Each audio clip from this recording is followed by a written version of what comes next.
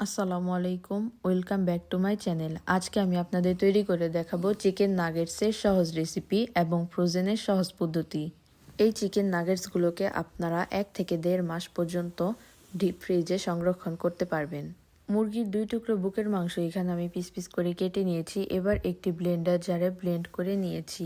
Blend করা হয়ে গেলে ব্লেন্ডার জারের মধ্যে পরিমাণ মতো লবণ, 1 চা চামচ পরিমাণে চিনি, হাফ চা চামচ পরিমাণে গোলমরিচের গুঁড়া, হাফ চামচ পরিমাণে দারুচিনি গুঁড়া, হাফ চামচ পরিমাণে জিরা গুঁড়া, 1.5 চা চামচ পরিমাণে কর্নফ্লাওয়ার, 1 চা চামচ পরিমাণে লাল মরিচের গুঁড়া, 1 চা চামচ পরিমাণে লেবুর রস, 2 চা চামচ পরিমাণে টমেটোর সস, হাফ চা চামচ পরিমাণে আদা রসুন বাটা, 3 টুকরো পাউরুটি নিয়ে নিয়েছি। পাউরুটির চারপাশের ব্রাউন অংশগুলো কেটে বাদ দিয়ে দিয়েছি।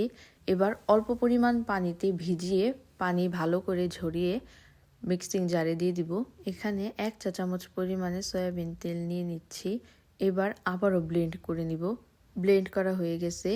যেখানে নাগেটসগুলোকে শেপ দিয়ে নিব সেখানে অল্প একটু তেল ব্রাশ করে নিয়েছি। নাগেটসের মিশ্রণটি নিয়ে নিচ্ছি। হাত দিয়ে চারপাশে ছড়িয়ে নিচ্ছি। চাকু দিয়ে চারপাশ থেকে সমান করে নিচ্ছি। এবার নাগেটসের শেপ করে কেটে নিব। আমি আমার পছন্দ মতো শেপ করে কেটে নিচ্ছি। আপনারা আপনাদের পছন্দ মতো ছোট বড় সাইজ করে কেটে নেবেন। কেটে নেওয়ার আগে অবশ্যই চাকুতে তেল ব্রাশ করে নিতে হবে। একটি বাটিতে 3 টেবিল চামচ পরিমাণে ময়দা নিয়ে নিয়েছি এবং কেনা ব্রেড ক্রাম্বস ব্যবহার করেছি। আপনারা চাইলে ঘরে তৈরি ব্রেড ক্রাম্বস ব্যবহার করতে পারেন। একটি ডিম নিয়েছি এবং ডিমটিকে ভালোভাবে ফেটিয়ে নিচ্ছি। এবার নাগেটসগুলোকে কোট করে নেব। প্রথমে ময়দায় কোটিং করে ডিমের ব্যাটারে কোটিং করব। উল্টে পাল্টে ভালোভাবে কোটিং করে ব্রেড ক্রাম্বস দিয়ে কোটিং করব। ব্রেড ক্রাম্বস দিয়ে হাত দিয়ে চেপে চেপে ভালোভাবে কোট করতে হবে। এই তো একটি নাগেটস তৈরি হয়ে গেল। একইভাবে বাদবাকি সব নাগেটসগুলোকে আমি বানিয়ে নিব। একটি এয়ারটাইট বক্স নিয়ে নিয়েছি। বক্সের মধ্যে প্রথমে একটি টিস্যু বিছিয়ে নিচ্ছি। তৈরি করা নাগেটসগুলোকে ফ্রোজেন করব এবং ফ্রোজেন করার সহজ পদ্ধতি দেখাবো। একটি একটি করে নাগেটস বক্সের ভিতরে রাখছি। রাখা হয়ে গেলে আরেকটি টিস্যু উপরে দিয়ে দিচ্ছি। এটা হচ্ছে ওঠানোর সময় সুবিধা হবে অনেক বেশি। একটি প্যানে পরিমাণ মতো তেল নিয়ে নিচ্ছি।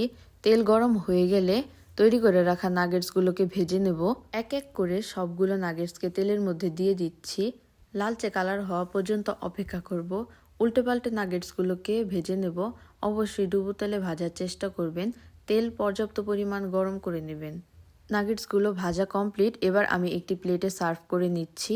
চিকেন নাগেটসের এই সহজ রেসিপিটি ভালো লাগলে অবশ্যই ভিডিওটি লাইক, কমেন্ট, শেয়ার এবং সাবস্ক্রাইব করবেন।